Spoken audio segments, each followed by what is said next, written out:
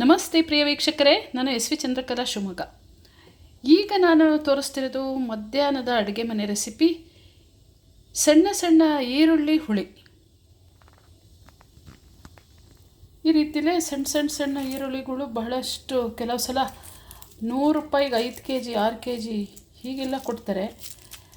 ಈರುಳ್ಳಿ ತುಂಬ ಚೆನ್ನಾಗಿರುತ್ತೆ, ಪುಟ್ಟದಿರುತ್ತೆ, ಇಷ್ಟಿಷ್ಟು ಚಿಕ್ಕದೆಲ್ಲ ಇರುತ್ತೆ.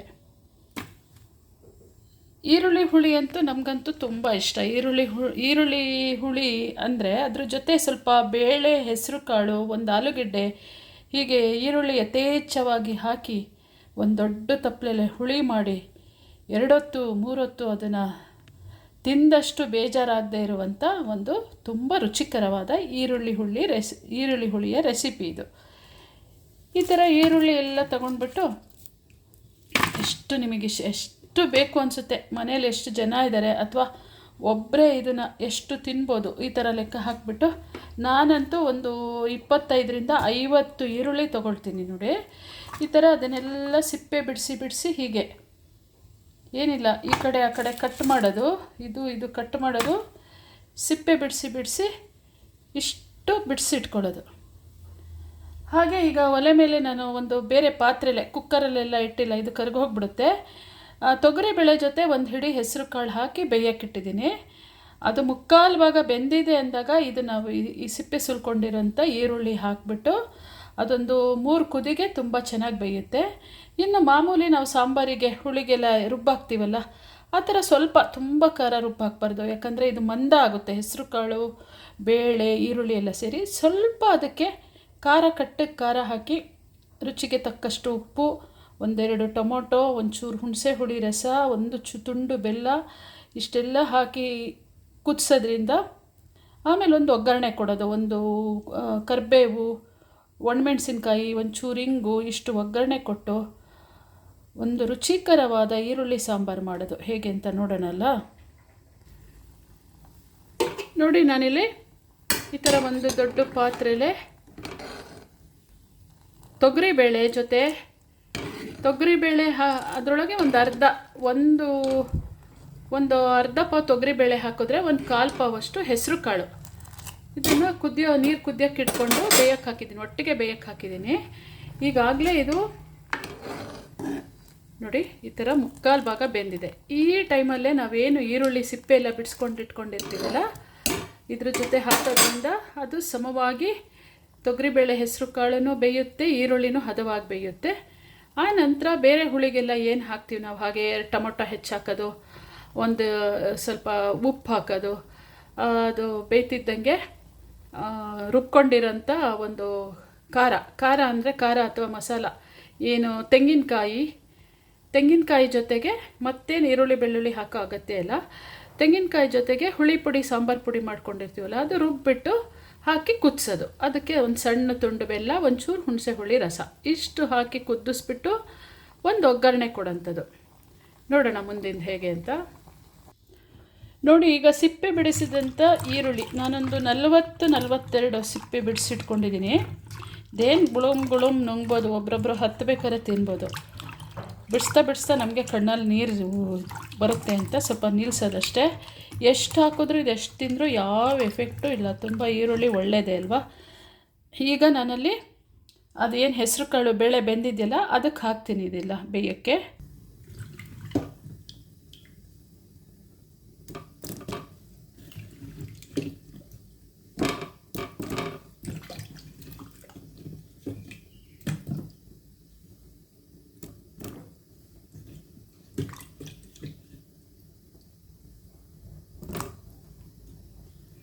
ಈಗ ನೋಡಿ, ಇದು ಬೇಯಕ್ಕೆ ಹಾಕಿದ್ದೀನಲ್ಲ, ಇನ್ನೊಂದು 3 ನಿಮಿಷದಲ್ಲೇ ಇದು ಹೆಸರು ಕಾಳು ಬೇಳೆ ಜೊತೆ ಎಲ್ಲ ಹದವಾಗಿ ಬೇಯುತ್ತೆ. ಅಷ್ಟೊತ್ತಿಗೆ ನಾವು ಒಂಚೂರು ಇದಕ್ಕೆ ಏನು ಮಸಾಲೆ ಹಾಕ್ಕೊಳ್ಳೋಕ್ಕೆ ರೆಡಿ ಮಾಡ್ಕೊಂಡ್ರಾಯ್ತು.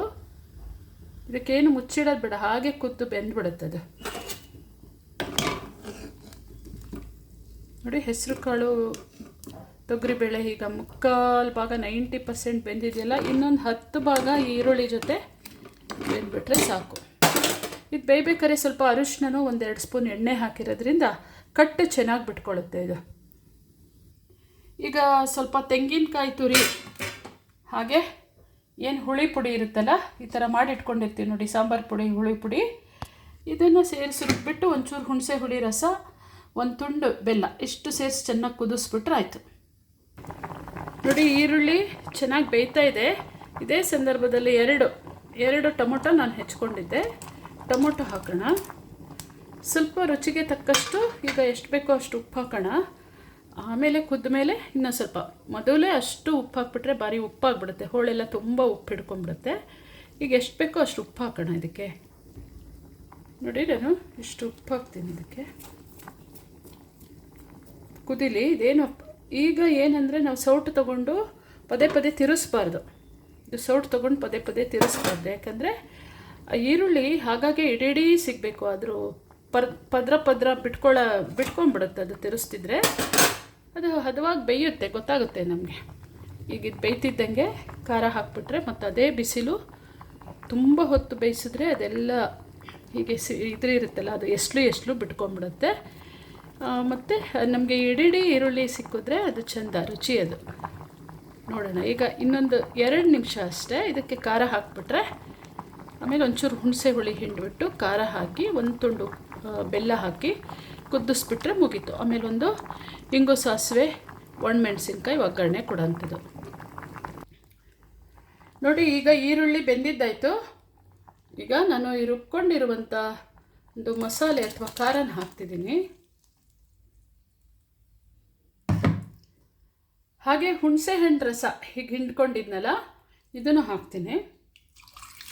ಇದನ್ನು ಒಂಚೂರು ಈ ಮಿಕ್ಸಿ ಜಾರಲ್ಲಿ ಖಾರ ಅಂಟ್ಕೊಂಡಿತ್ತಲ್ಲ ಅದಕ್ಕೆ ಹಾಕ್ತೀನಿ. ಹಾಗೆ ಒಂದು ಸಣ್ಣ ತುಂಡು ಬೆಲ್ಲ, ಯಾಕಂದರೆ ಈರುಳ್ಳಿನೇ ಸಿಹಿ ಇರುತ್ತೆ. ಆದರೆ ಈ ಹುಳಿ ಸಾಂಬಾರಿಗೆಲ್ಲ ಒಂದು ಸಣ್ಣ ತುಂಡು ಬೆಲ್ಲ ಹಾಕಿದ್ರೆ ಸಾಂಬಾರು ಇನ್ನಷ್ಟು ರುಚಿಯಾಗುತ್ತೆ. ಈಗ ನೋಡಿ ಇದು ಹಾಕೋದ್ಮೇಲೆ ಇದನ್ನು ನಾನು ತಿರ್ಸೇ ಇರಲಿಲ್ಲ. ಈಗ ನೋಡಿ, ಆಗಲೇ ನೋಡಿ ಎಷ್ಟು ಚೆನ್ನಾಗಿ ಬೆಂದು, ಏನು ಪದೇ ಪದೇ ತಿರ್ಸೋದು ಬೇಡ.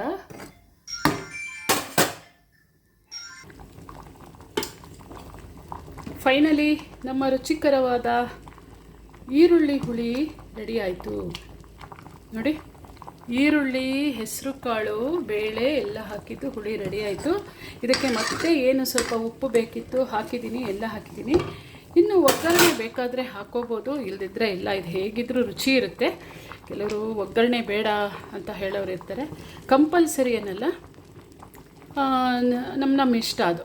ನೋಡಿದ್ರಲ್ಲ ಪ್ರಿಯ ವೀಕ್ಷಕರೇ, ಇವತ್ತಿನ ನನ್ನ ಈ ರೆಸಿಪಿ ಈರುಳ್ಳಿ, ಬೇಳೆ, ಹೆಸರು ಕಾಳು ಹುಳಿ ನಿಮ್ಗೆ ಇಷ್ಟ ಆಗಿತ್ತು ಅಂದರೆ ನೀವು ಕೂಡ ಮಾಡಿ ನಿಮ್ಮ ಅನಿಸಿಕೆ ಅಭಿಪ್ರಾಯವನ್ನು ತಿಳಿಸಿ. ಸಣ್ಣ ಈರುಳ್ಳಿ, ಇದ್ರ ಜೊತೆ ಒಂದು ಆಲೂಗೆಡ್ಡೆನೂ ಸೇರಿಸ್ಬೋದು, ತುಂಬ ಮಂದ ಆಗುತ್ತೆ. ಆಮೇಲೆ ಅದು ತುಂಬ ಜನ ಇದ್ದಾಗ ದೊಡ್ಡ ತಪ್ಪಲೆ ಸಾರು ಮಾಡಿದಾಗ 1-2 ಆಲೂಗೆಡ್ಡೆನೂ ಹಾಕಿ ಇದು ಹಾಕಿ, ಆಮೇಲೆ ಇವತ್ತು ನಾವಿದು ಅನ್ನಕ್ಕೇ, ಮತ್ತು ಇದು ಉಳಿದ್ರೂ ಕೂಡ ಕುದುಕ್ಲು ಸಾರು ಥರ ಮಾಡಿ ನಾಳೆ ದೋಸೆಗೋ, ಇಡ್ಲಿ, ಚಪಾತಿ ಎಲ್ಲದಕ್ಕೆ ಹಾಕೋಬೋದು. ತುಂಬ ರುಚಿಯಾಗಿರುತ್ತೆ. ನೋಡಿದ್ರಲ್ಲ ಪ್ರಿಯ ವೀಕ್ಷಕರೇ, ನನ್ನ ಈ ಈರುಳ್ಳಿ, ಬೇಳೆ, ಹೆಸರು ಕಾಳು ಹುಳಿ ರೆಸಿಪಿ ನಿಮಗೆ ಇಷ್ಟ ಆಗಿತ್ತು ಅಂದರೆ ನಿಮ್ಮ ಅನಿಸಿಕೆ ಅಭಿಪ್ರಾಯವನ್ನು ತಿಳಿಸಿ ಅಂತ ಹೇಳ್ತಾ ಥ್ಯಾಂಕ್ ಯು ಸೋ ಮಚ್. ಧನ್ಯವಾದಗಳು.